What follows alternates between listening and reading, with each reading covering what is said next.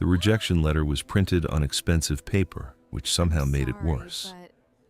Tunde had spent 3 months planning the proposal, had gotten down on one knee in front of all his friends at a rooftop bar in Victoria Island, and Zainab, beautiful, brilliant, impossible Zainab, had looked at the ring like he was offering her a poisoned apple. "I'm sorry." Her voice steady, even as she helped him up from the floor. "But you're not the one." That was 7 years ago.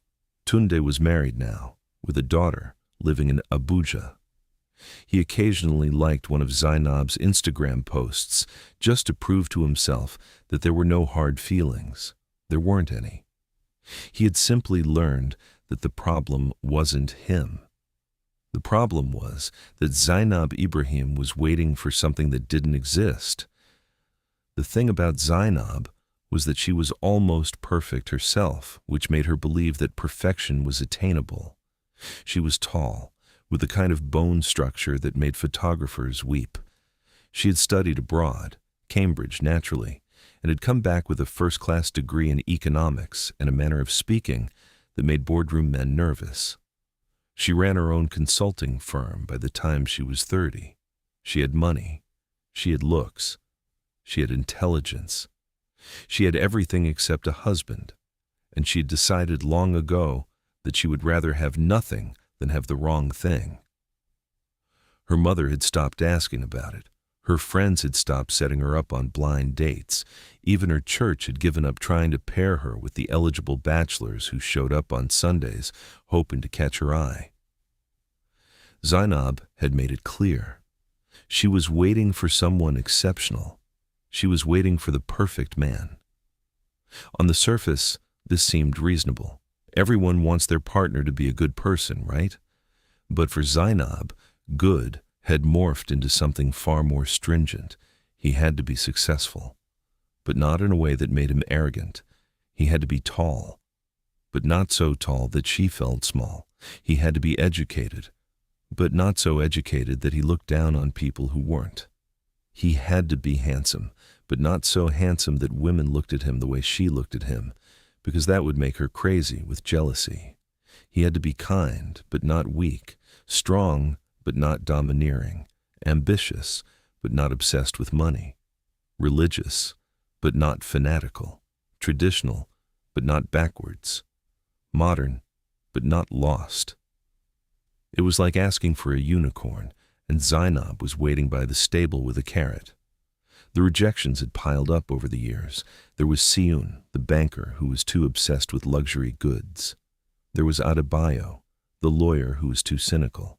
There was Chinedu, the entrepreneur who wanted to travel too much. There was Emeka, the doctor who was too focused on his practice.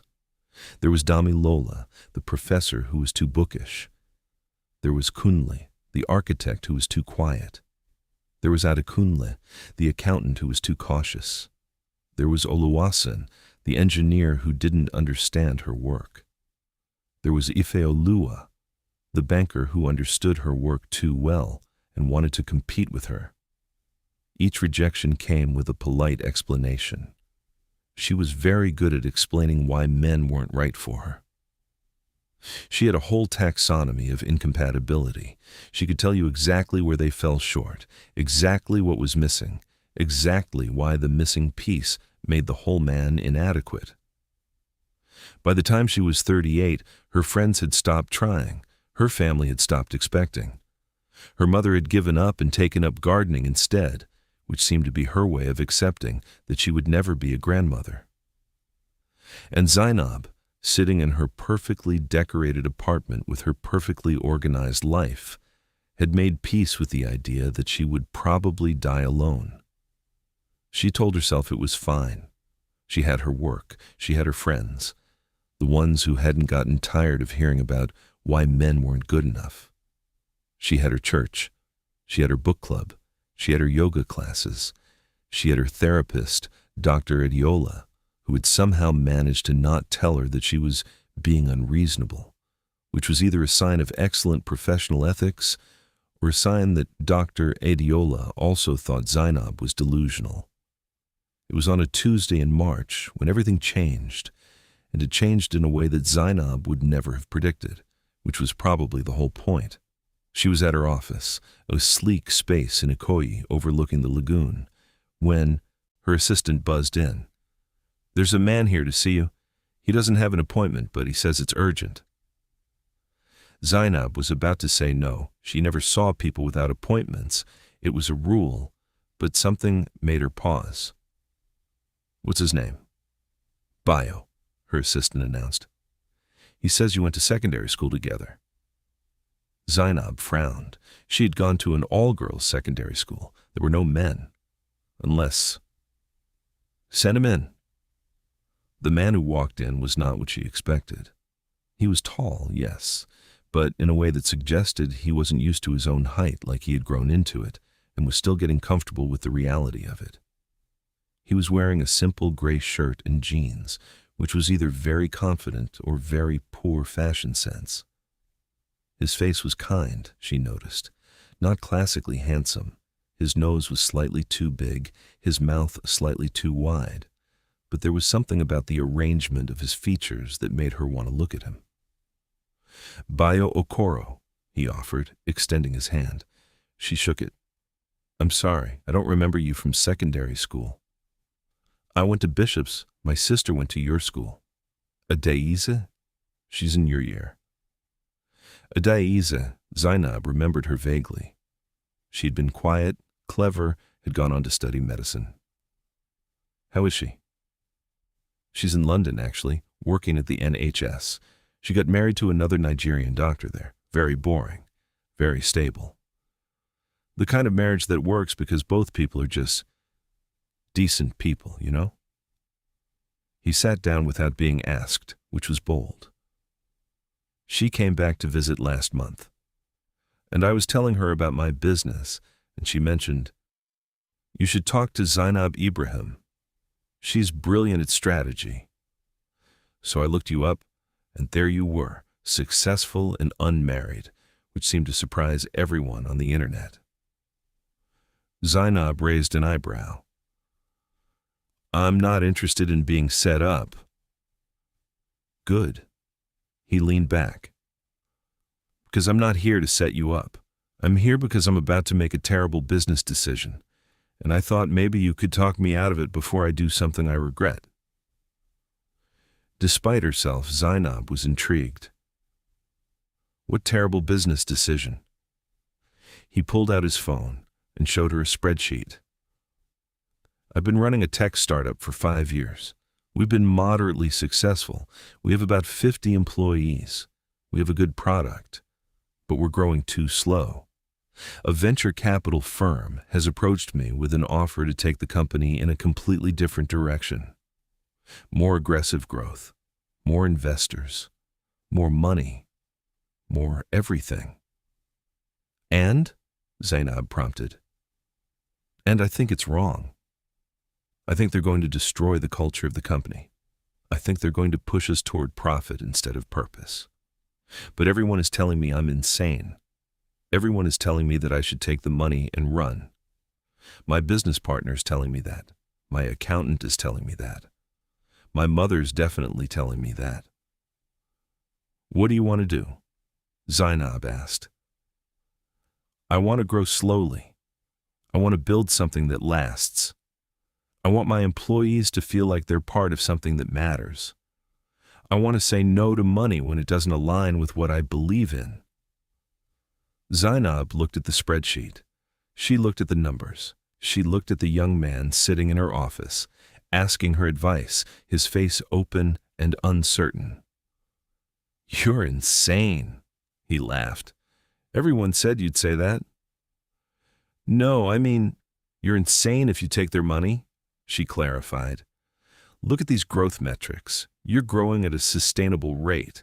Your employee retention is above 90%, which is unheard of in tech. Your customer satisfaction scores are off the charts. Why would you destroy that?" "For money?" he admitted simply. "You have money. You have enough money. The question is whether having more money is worth losing what you've built." He nodded slowly. "That's what I thought. but everyone made me think I was crazy for thinking it. You're not crazy. You're just operating under a different value system than the people around you. That's not crazy. That's integrity. They talked for 3 hours. Zainab closed her office door, and they talked until her assistant left for the day, and the light was starting to fade outside. They talked about business and philosophy, and what it meant to make decisions based on values instead of outcomes. Bayo had opinions, strong opinions, but he wasn't defensive about them. He was genuinely interested in what Zainab thought. He asked her questions. He listened to her answers. He challenged her when he disagreed, but wasn't argumentative about it. By the end of the conversation, Zainab realized something that startled her. She was enjoying this. She was enjoying talking to him. She was enjoying the way he thought and the things he cared about and the fact that he wasn't trying to impress her or win her or convince her to be his girlfriend. He was just talking to her, being present with her. "Thank you." He stood, preparing to leave. "This helped more than I can say." "You're going to turn down the money?" "I'm going to turn down the money and probably destroy my career in the process, but at least I'll have done it on my own terms." She smiled. "That's all any of us can do." He walked toward the door, then paused. "Can I ask you something personal?" "Depends on the question." "Why are you single? My sister made it sound like it was some big mystery. But looking at you now, I don't see anything that would make you single. You're clearly brilliant. You're clearly thoughtful. You're clearly someone who has her life together." Zainab wasn't sure how to answer. "I'm waiting for the right person." "What does the right person look like?" "I'll know them when I see them." He nodded. "Fair enough." He extended his hand again. "Thanks again, Zainab. This meant a lot." She shook his hand. His grip was warm and firm, and when he let go, she felt the loss of it. After he left, Zainab sat in her office as darkness fell over the lagoon. She realized that for the first time in years, she had not spent a conversation with a man mentally cataloging his flaws. She had not been thinking, "He's nice, but..." She had not been waiting for the moment when he revealed the fatal flaw that would make her reject him. She had just been present with him, and it had been enough. 3 days later, he called her. "I turned down the VC money," he announced without preamble. "Congratulations. How does it feel?" "Terrifying, and also really good. I called my team together and explained the decision, and instead of people leaving like I thought they would, they actually seemed relieved, like they had been waiting for someone to choose principle over profit." "People want to work for someone they can respect," Zainab observed. "Is that why you started your own firm? So you could work for someone you respect?"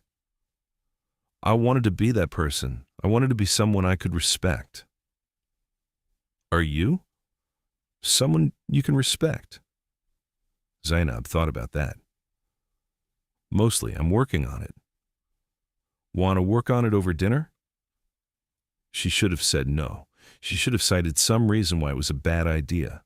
She should have told him that he didn't meet her criteria. She should have done all the things she had done with all the other men. Yes. The dinner was at a small restaurant in Ikoyi. Nothing fancy, just good food and good conversation.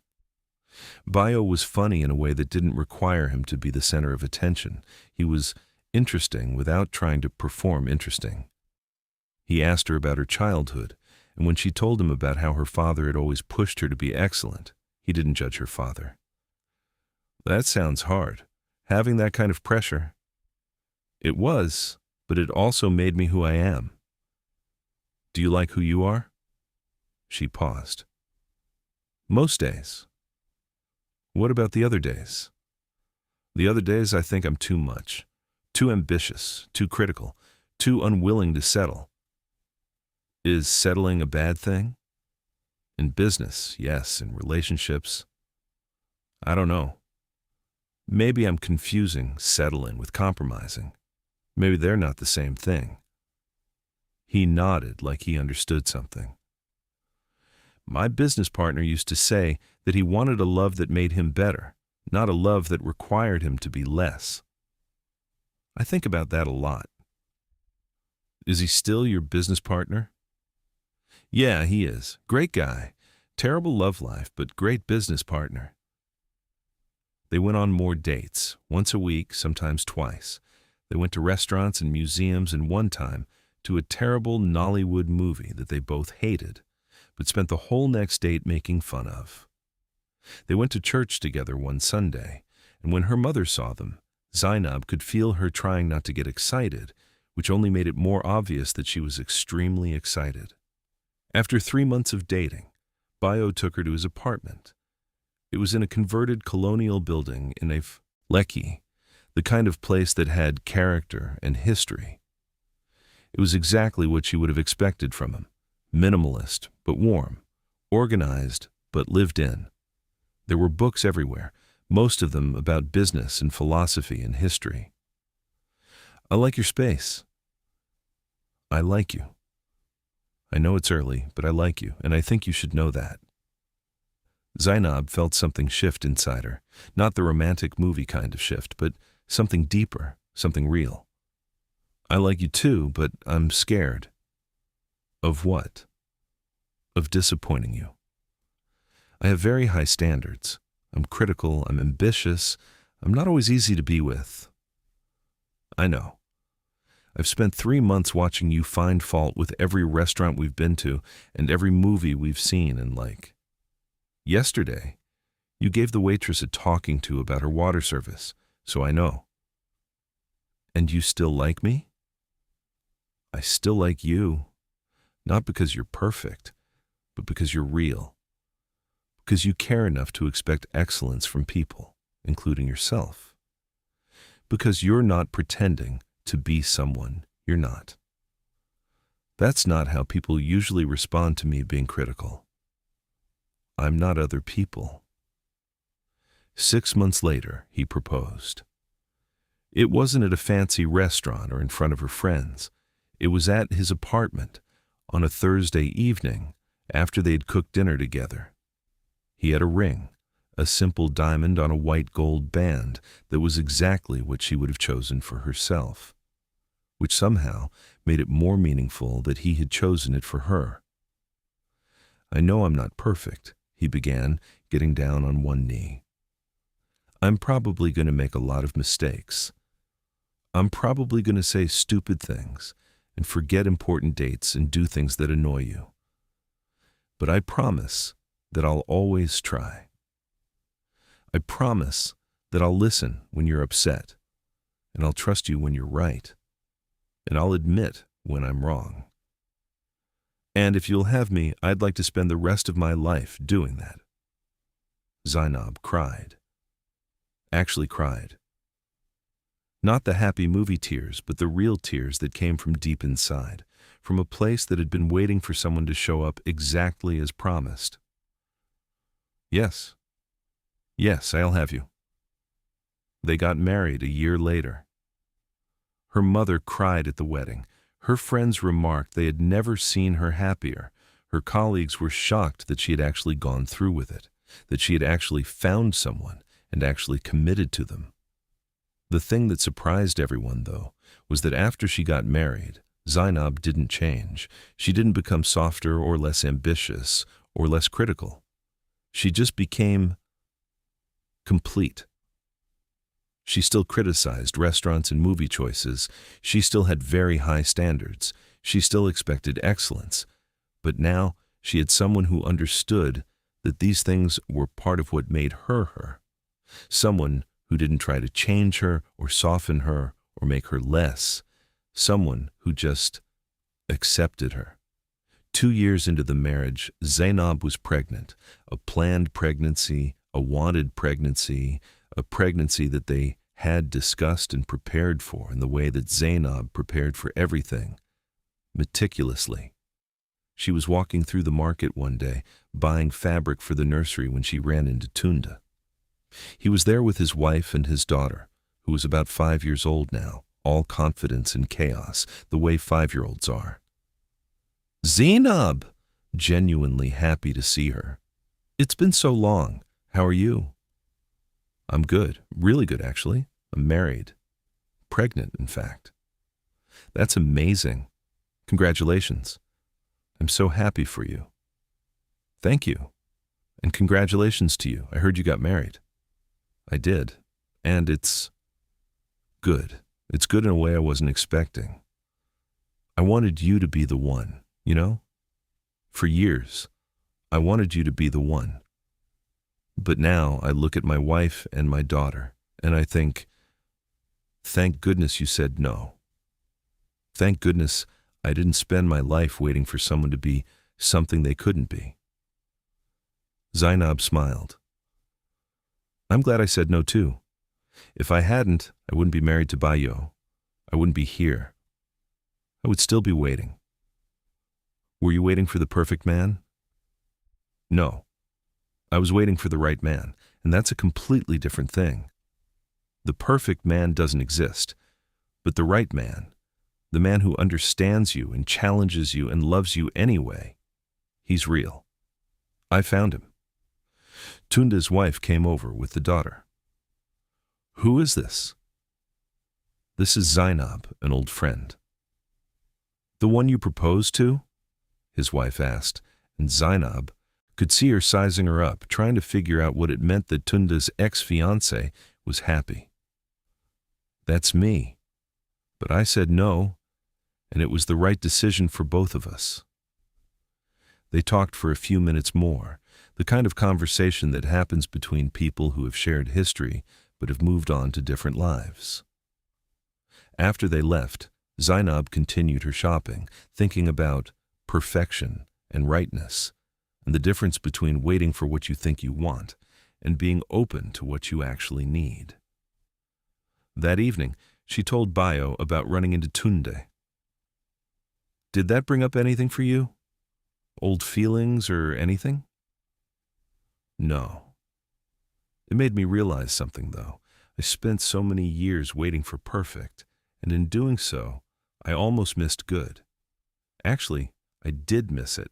I said no to every man who wasn't perfect, and in the process, I said no to every man who could have loved me the way you love me." "How do I love you?" "You love me for who I actually am, not for who you think I could be or who you want me to be. You love me with all my impossible standards and my critical nature and my need to be right about things. You don't try to fix me. You just accept me. That's because you don't need fixing. Everyone needs fixing. That's being human. But what I needed wasn't to be fixed. What I needed was to be accepted." A month before she gave birth to their daughter, Zainab was back in Dr. Adiola's office, not because anything was wrong, but because she wanted to talk about how her life had changed. "Do you remember when I used to come in here and list all the reasons why the men I was dating weren't good enough?" "I do. I was doing it wrong. I was trying to find someone without flaws, instead of finding someone whose flaws I could live with. I was trying to find a perfect man instead of a good man who wanted to build something with me. What changed? I stopped looking for perfect. I stopped having a checklist. I just opened up, and then Bayo showed up, and he wasn't perfect, but he was right. He was exactly right for me." "Are you happy?" Zainab put her hand on her belly, feeling the baby move inside her. "Yes, I'm happy. I'm actually, genuinely, bone-deep happy. Not because my life is perfect, but because it's real." Her daughter was born on a Tuesday evening, 7 pounds 2 ounces, with Bayo's wide mouth and Zainab's bone structure. They named her Ayomide, which means my joy has arrived, because that's exactly how her life felt now. 3 years later, when her second child was born, a boy they named Aid, Zainab was back at work running her firm and raising her family and being happy in a way that didn't require perfection. She had stopped waiting. She had started living. And it turned out that living was better than waiting had ever been. Her mother, now a grandmother, still gardened, but she did it with joy instead of resignation. She would bring the children to her garden and let them play while she grew vegetables and flowers. She had told Zainab once, "I'm glad you waited. I'm glad you didn't settle. But I'm even more glad that you finally stopped waiting and just lived." On Zainab's 45th birthday, Bayo threw her a surprise party. All her friends were there, the ones who had listened to her list, reasons why men weren't good enough for all those years. They laughed about it now, about how impossibly picky she had been. "But you know what?" one of her friends observed, looking at Bayo and the children. "You were right to wait. You got the best man here. You really did find the perfect one." Bayo laughed. "I'm not perfect." "I know." Zainab squeezed his hand. "But you're perfect for me, and that's even better." Later, after everyone had left and the children were in bed, Zainab and Bayo sat on their balcony, looking out at Lagos at night. The city sparkled below them, full of possibility and dreams and people searching for things they weren't sure existed. "Do you ever regret it? All those years of waiting, all those men you said no to?" Zainab thought about it. She thought about Tunda and Siun and Adebayo and all the others.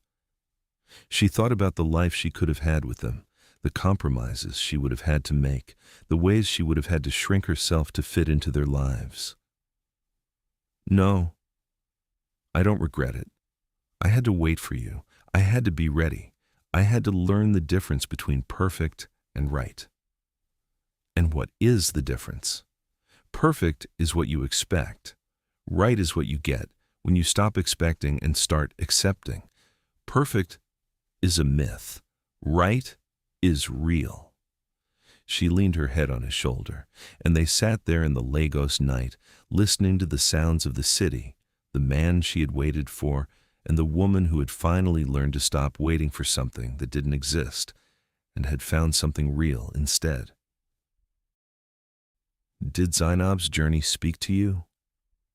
Are you waiting for someone perfect, or are you open to someone real? Share your thoughts in the comments below. And if you believe that sometimes the person we're waiting for is already in front of us, don't forget to like this video, subscribe to our channel, and hit the notification bell so you never miss another inspiring story. Your engagement means everything to us. Thank you for watching, and we'll see you in the next one.